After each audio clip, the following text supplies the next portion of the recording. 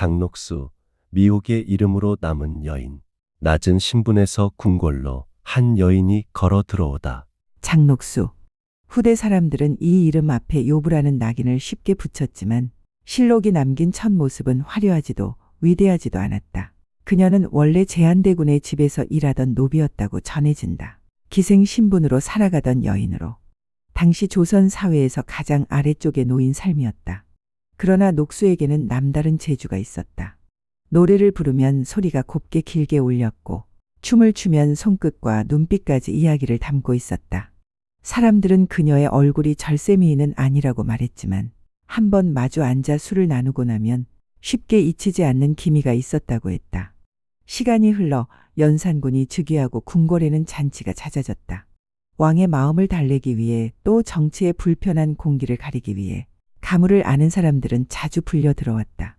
어느 날 제한대군 집에서 지내던 녹수도 그 대열에 섞여 궁궐 연회에 들어오게 된다.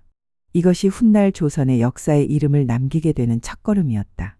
연산군 9년 실록에는 제한대군의 여종 장녹수가 궁중에 들어와 왕의 눈에 들기 시작했다는 기록이 등장한다. 이때부터 녹수의 이름은 천천히 그러나 자주 실록의 글줄에 오르내리기 시작한다. 패비 윤씨의 상처, 그리고 녹수의 부상. 녹수가 왕의 곁으로 다가가던 시기, 조정에는 이미 큰 상처가 남아 있었다. 바로 패비 윤씨 사건이다. 연산군의 생모 윤씨는 성종 때 폐출되고 사사되었다. 어린 연산군에게는 제대로 알려지지 않았던 진실이었다. 그러나 왕위에 오른 뒤 그는 어머니의 죽음을 뒤늦게 알게 된다. 자신의 어머니가 억울하게 죽었다고 믿게 된 순간부터 연산군의 마음은 크게 뒤틀리기 시작했다. 그는 어머니를 죽음으로 몰아간 신하들을 증오했고 자신에게 그 사실을 숨겼던 조정 전체를 원망했다. 이 분노는 갑자사화와 같은 대대적인 숙청으로 이어졌고 조정의 언론 기능은 치명적으로 마비되었다. 신하들은 왕의 비위를 거스르지 않기 위해 입을 다물었고 왕을 말릴 사람은 점점 줄어들었다. 상처 입은 왕의 마음은 고독했다. 그 빈틈을 메워준 것은 정치가 아니라 잠시나마 세상 근심을 잊게 만드는 노래와 춤, 연회였다. 이때 눈에 띈 사람이 바로 장녹수였다. 녹수의 노래는 왕의 마음을 어루만졌고 그녀의 춤은 무거운 궁궐 공기를 잠시 가볍게 만들었다. 실록은 연산군이 녹수에게 마음을 잘 알아주는 사람이라는 식의 말을 했다고 전한다. 왕은 점점 녹수와 함께 있는 시간을 늘려갔고 그녀는 마침내 정사품 수건, 이어 정삼품 수경에 봉해져 정식 후궁의 반열에 오른다. 기생 출신의 여인이 후궁의 품계를 얻는다는 것은 당시 기준으로 매우 이례적인 일이었다. 왕이 녹수를 얼마나 깊이 총애했는지 보여주는 대목이다. 총애가 부른 파문. 친족에게 내려진 은혜들. 왕의 사랑은 녹수 개인에게만 머물지 않았다. 녹수의 친정과 주변 사람들에게도 큰 혜택이 흘러갔다. 연산군 9년과 11년의 기록을 보면 녹수의 형부 김효선 등 그 주변 인물들이 여러 차례 관직과 녹을 받는 장면이 반복해서 등장한다. 궁 밖에서 보기에 이것은 매우 눈에 띄는 변화였다.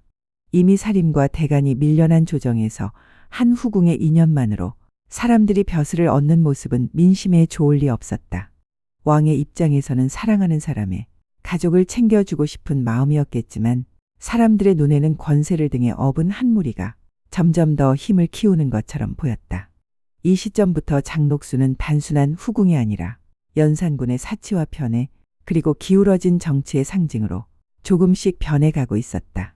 그러나 진짜 파국은 아직 오지 않았다. 파국의 서막은 의외로 한 장의 익명 편지에서 시작되었다. 전향과 수금비의 죽음. 익명서가 불러온 비극. 어느 날 궁궐 안에서 정체를 알 수 없는 익명서 한 장이 발견된다. 누가 썼는지 알 수 없는 이 글에는 궁 안에서만 알 수 있을 법한 매우 구체적이고 은밀한 이야기들이 적혀 있었다. 연산군은 크게 놀랐다. 글 내용이 너무 정확했기 때문이다. 그는 이 편지를 읽으며 이 정도로 세세한 이야기를 쓴 사람은 궁중 사정을 속속들이 아는 자라고 단정했다. 한편으로는 자신의 부덕함 때문에 이런 일이 생겼다고 말하며 부끄러움을 드러내기도 했지만 곧 분노가 그 자리를 채웠다. 자신의 비밀을 밖으로 퍼뜨린 사람이 누구인지 끝까지 찾아내고야 말겠다고 마음먹은 것이다. 조사가 시작되면서 왕은 과거 궁녀였던 전향을 의심하게 된다. 익명서가 처음 떼어질 때 장녹수 집의 노비가 벽에서 그를 떼어내다가 얼굴을 가린 여인을 봤다고 진술했는데 그 여인이 전향 쪽 사람이라고 생각한 것이다. 연산군은 전향과 그녀의 부모, 동생, 친척들까지 모두 잡아들여 국문을 시작했다. 질문은 거칠었고 고문은 더욱 심했다. 뜨거운 쇠로 살을 지지는 낙형까지 동원되었지만 그들은 끝까지 죄를 인정하지 않았다. 그러나 왕의 의심은 이미 굳어 있었다. 전향이 미천한 신분이라 해도 오랫동안 궁중 시녀로 지냈으니 궁궐 비밀을 알고 밖으로 퍼뜨릴 수 있다고 단정해버린 것이다. 결국 연산군은 전향에게 가장 잔혹한 형벌인 능지를 명한다. 살을 한 조각씩 베어내며 죽이는 형벌이었다. 여기서 비극은 끝나지 않았다. 왕은 멀리 유배가 있던 또 다른 여인 수군비까지 불러 전향과 함께 능지에 처하라고 명한다. 전향의 부모와 가족들 역시 낙형을 반복해 가하며 혹독한 고문에 시달렸다. 실록의 마지막에는 이 끔찍한 사건의 배후가 드러난다. 장녹수였다. 전향과 수군비는 모두 용모가 수려한 여인이었다. 녹수는 그들을 질투했다. 왕의 눈길이 혹시라도 다른 곳으로 향할까 두려워 밤낮으로 그들을 헐뜯는 말을 올렸다고 한다. 왕은 마음이 이미 녹수에게 기울어 있었고 그녀의 말에 귀를 기울였다. 결국 모함은 사실처럼 굳어졌고 두 여인과 그 가족들, 심지어 형제들까지 하루아침에 모두 죽임을 당한다. 이 사건은 연산군의 의심과 분노, 그리고 장녹수 개인의 질투가 뒤엉켜 얼마나 무서운 결과를 낳을 수 있는지 보여주는 대표적인 기록이다. 또한 이 시점에서 장녹수의 이름은 단지 왕의 총애를 받는 후궁이라는 차원을 넘어 사람들이 두려워하는 존재로 변해가기 시작했다. 전 이조판서 홍기달의 죽음, 말하지 못하는 신하들. 전향과 수군비의 피가 마르기도 전에 조선 조정의 또 다른 큰 인물이 세상을 떠난다. 바로 전 이조판서 홍기달이다. 홍기달은 조정에서 나름대로 고든 소리를 내던 인물이었다. 그러나 연산군의 폭정이 심해지면서 그 역시 왕의 마음을 거스르지 못했고 결국 정치의 무게 속에서 점점 힘을 잃어갔다. 실록은 홍기달의 졸기와 함께 그가 살아있는 동안 얼마나 많은 신하들이 입을 다물고 왕의 비위를 맞추려 했는지 간접적으로 보여준다. 그가 죽던 무렵에도 궁궐 안에서는 여전히 잔치가 이어졌고 연회 속에서 흥청과 악공들은 왕의 기분을 맞추느라 분주했다. 그 중심에는 언제나 장녹수가 있었다. 물론 실록은 녹수가 정치의 방향을 정했다거나 왕의 결정을 대신 내렸다고 기록하지 않는다. 그러나 왕의 삶이 점점 연회와 유흥 쪽으로 기울어 갈수록 그 곁을 지키는 사람의 이름이 자주 반복되어 등장하는 것은 사실이었다. 홍기달의 죽음은 조정 내에서 왕을 말릴 사람이 거의 남지 않았음을 상징적으로 보여준다. 이 시기 이후 왕과 녹수를 둘러싼 궁궐은 더 이상 고칠 수 없을 만큼 기울어져 가고 있었다. 흥청의 무리에게 노비를 나눠주다. 총애가 그리는 또 다른 그림자. 연산군 12년 실록에는 왕이 흥청의 무리에게 노비를 내려 생활을 돕게 했다는 기록이 나온다. 흥청은 궁중의 연회와 가무를 담당하던 여성 집단이다. 노래와 춤, 자빌과 시중을 맡으며 왕의 여가를 책임지는 존재들이었다. 왕은 이들에게 아낌없이 물자를 내렸다. 녹수는 흥청 무리의 중심에서 그들을 이끌고 연회를 꾸렸다. 조정 밖에서 볼 때 이 모습은 상당히 불편했다. 백성들은 세금과 요역에 시달리면서도 궁 안에서 왕의 총애를 받는 집단이 노비까지 나누어 받는다는 소식을 듣게 되었기 때문이다.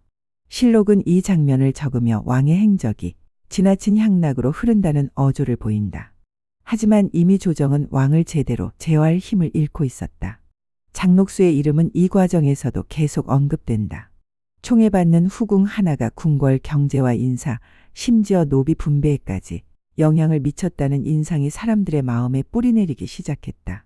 후원에서 나인들과 놀다. 두 여인의 눈물이 떨어진 밤. 연산군 12년 어느 여름날. 실록은 왕이 후원에서 나인들과 놀던 장면을 전한다. 왕은 후원에서 흥청과 나인들을 데리고 음악을 연주하고 술을 나누며 시간을 보냈다. 겉으로 보기에는 평소와 다를 바 없는 연회였다. 그러나 그날따라 궁궐의 공기는 어딘가 묵직했다. 멀리서 들려오는 소리들은 흐릿했고 하늘은 이유 없이 흐렸다. 기록에는 그 자리에서 전비와 장녹수 두 여인이 슬피 울었다고 적혀 있다. 실록은 왜 울었는지 설명하지 않는다.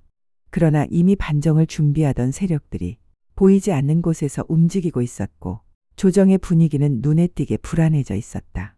궁 안에 있던 사람들도 어딘가 설명하기 힘든 불길함을 느꼈을 것이다. 전비와 녹수의 눈물은 다가오는 몰락을 어렴풋이 느끼고 흘린 것인지 아니면 이미 왕의 마음이 심하게 지쳐 있는 것을 곁에서 보고 있었기 때문인지 정확한 이유는 알 수 없다. 다만 분명한 것은 왕을 둘러싸고 있던 사람들조차 조선의 시간이 더 이상 예전과 같지 않다는 사실을 직감하고 있었다는 점이다. 새벽에 반정, 경복궁에 새 왕이 서다. 마침내 1506년 9월 오래 준비된 반정이 실행에 옮겨진다. 역사는 이를 중종반정이라고 일컫는다. 밤과 새벽이 맞닿는 시간, 무기와 갑옷을 갖춘 군사들이 조용히 경복궁을 향해 움직였다. 반정 세력은 중종을 새로운 왕으로 내세웠다. 그들은 연산군의 폭정과 향락, 패비 윤씨 사건 이후 이어진 피해 사활을 명분으로 삼았다. 궁궐의 문이 열리자 연산군은 거의 저항하지 못했다. 이미 그의 주변에는 믿고 기대 설 수 있는 세력이 많지 않았다. 경복궁에서는 새 왕, 중종이 즉위했다. 핏빛으로 물들었던 왕조의 시간은 이날을 경계로 새로운 국면에 들어갔다. 연산군은 왕의 자리를 잃고 폐주가 되어 교동으로 옮겨졌다. 왕이었던 사람의 생은 하루아침에 귀양살이의 운명으로 뒤바뀌었다. 궁궐 안에 남은 사람들 중 특히 눈에 띄는 한 사람이 있었다.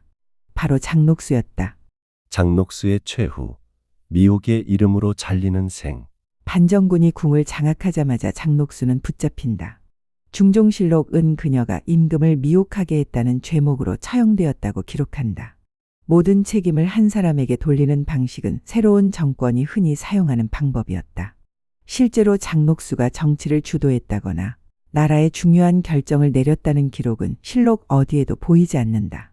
그녀는 총애를 받았고 그 총애의 영향으로 친족이 혜택을 보았으며 질투와 모함의 중심에 서 있었던 인물일 뿐이다. 그럼에도 불구하고 반정 세력은 그를 반드시 제거해야 할 존재로 보았다. 폐주와 그 주변 인물들을 철저히 정리해야 새 왕조의 명분이 굳어지기 때문이었다. 장녹수는 결국 참수형을 당한다. 자세한 형벌의 장면이 실록에 길게 적혀 있지는 않지만 그 결말이 얼마나 냉정하고 단호했는지만은 분명히 드러난다. 한때 왕의 사랑을 받으며 궁궐의 중심을 걸었던 여인은 그렇게 역사의 변두리로 내쳐졌다. 장녹수가 남긴 것, 한 사람의 삶, 한 시대의 거울. 장녹수의 생을 따라가다 보면 한 가지 사실이 선명해진다. 그녀는 권력을 잡으려 한 정치가라기보다 상처 입은 왕을 곁에서 위로하던 후궁이었고 자신의 질투와 욕심 그리고 시대의 혼란이 뒤엉키며 비극적인 사건들을 낳은 인물이었다. 그녀가 역사에 미친 영향은 무언가를 직접 만들었다기보다 이미 기울어가던 왕조의 불안을 더 선명하게 드러내는 역할에 가까웠다. 패비 윤씨 사건으로 시작된 연산군의 상처, 사화와 숙청으로 이어진 피해 통치, 입을 다문 신하들, 총애받는 후궁과 흥청들의 연애, 익명서 한 장이 불러온 능지영, 그리고 끝내 왕을 끌어내린 반정까지. 그 중심 곁에는 언제나 장녹수가 있었다. 그녀가 모든 것을 결정하지는 않았지만 그녀를 둘러싼 이야기는 왕조가 어떻게 무너져 가는지를 보여주는 하나의 거울이 되었다. 후대의 소설과 야사는 장녹수를 요부이자 악녀로 그려왔다.